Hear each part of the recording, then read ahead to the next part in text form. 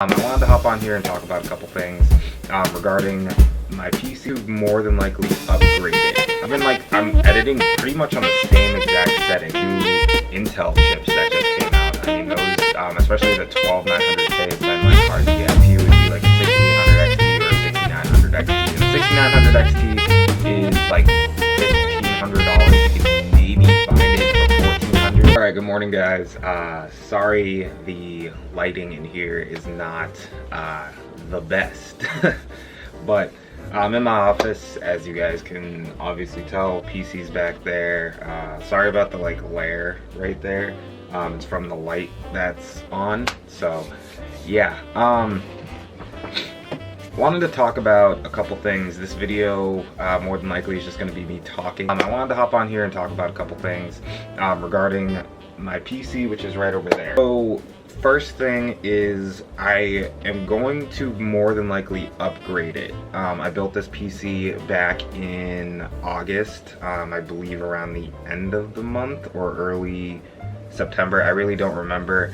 And then I built another PC right afterwards for Jackie. Honestly, I plan on upgrading processor, the CPU, whatever you want to call it. Just because, I mean, I have the Ryzen 5 3600. It's an amazing processor. I haven't had any issues or anything like that with it, but I edit a lot, especially for Vlogmas and everything, and then also just daily videos. I edit a lot of videos. The Ryzen 3 3600 is a good processor, and it does everything that I need it to do, but it is a little bit slower, and I'm not sure if that's because I'm using an AMD card versus NVIDIA card, and it doesn't have the NVENC encoder and everything like that, because when I was editing off my 1650 and my Ryzen 3 3100, my videos would be done a lot faster. And now even I'm editing pretty much on the same exact settings as I was when I had my old PC, and it's taking sometimes twice as long, sometimes 3 times as long, because I would be able to have a video export into an MP4 file, I don't know, 10-15 minutes, and now it's taking 20-30 minutes.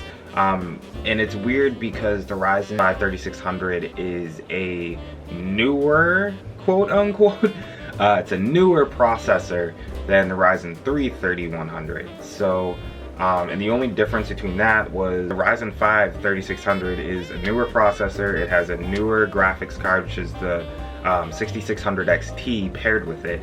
And trying to figure it out. I know, for me, I basically get whatever graphics card I can get. I don't prefer AMD over NVIDIA or vice versa.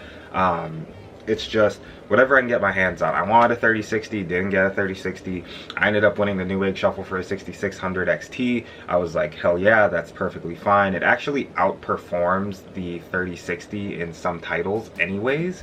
So I was like, what's the difference? And I don't care about ray tracing, don't care about DLSS or anything like that. The NVENC encoder was nice to have, just for content creation and everything for our YouTube channel, and my gaming channel as well.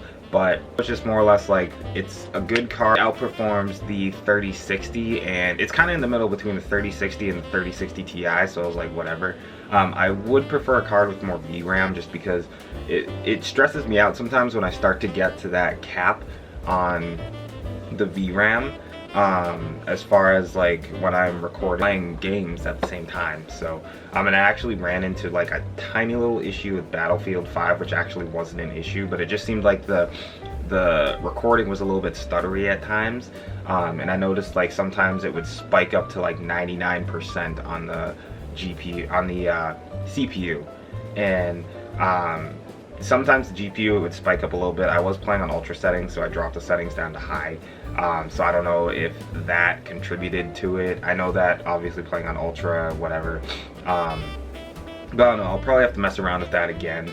Battlefield 5 is an amazing game. You guys need to play that. Battlefield 2042 apparently kind of flopped, so I don't know. But I do want to upgrade my PC. I want to put in more storage, even though I have an exuberant amount of storage.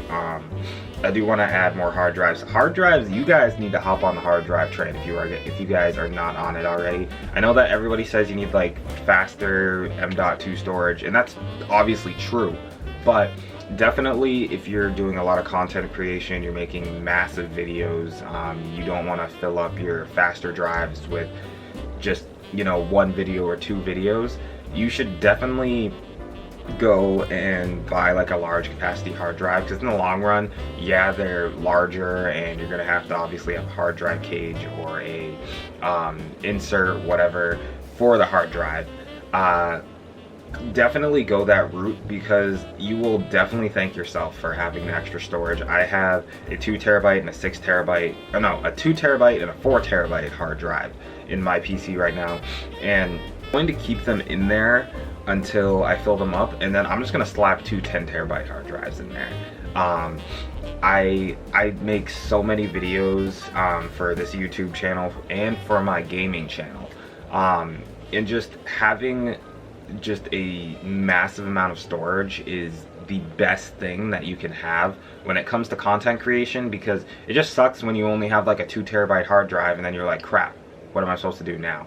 Another thing about hard drives is that you can use hard drives to just slap any game that you don't play as often, like if you bought BioShock or something, but it's one of those games where you're like, oh, I'll play it occasionally, like a couple times a year or something, but you don't want to uninstall the game. Because my thing is, I hate uninstalling games. I hate sitting there and just being like, okay, well, I have to you know, uninstall Red Dead Redemption 2 so I can just play this game that I don't play as often. I had to run upstairs, sorry about that. But so the things I want to upgrade to, so I kind of missed out on it and I'm kind of kicking my butt for it, but the Ryzen 5 58 or the Ryzen 7 5800 was on sale for $340 on Black Friday and Cyber Monday, and then a little while afterwards. It's still a decent deal right now. I believe it went up to, I think it went up like 50 bucks.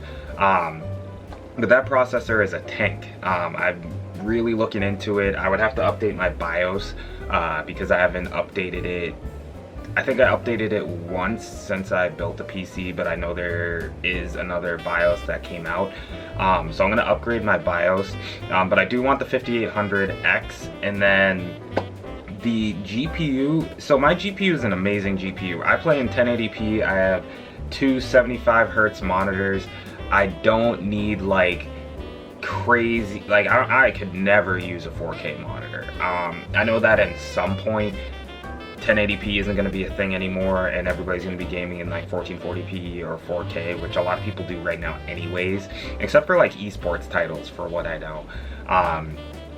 But honestly, like, I'm a very simple person. I play older games. The newer games that I do play, I just drop to 1080p and max out the settings, because I would rather have quality over I mean, for me, like, I don't think it makes sense for me to spend like $500-600 on an amazing monitor when I could just get a regular monitor, get a regular, like, I'm more of a mid-tier gamer. That's the bottom line. I don't need to explain any of that crap, but mid-tier gamer, that's why I have the 1600 XT and the Ryzen 5 3600 275 hertz monitors. My specs aren't like off the charts, and I'm not going to be running, you know, Battlefield 2042 at ultra settings, 4K, whatever. There's no way my computer would be able to handle it. It'd probably explode.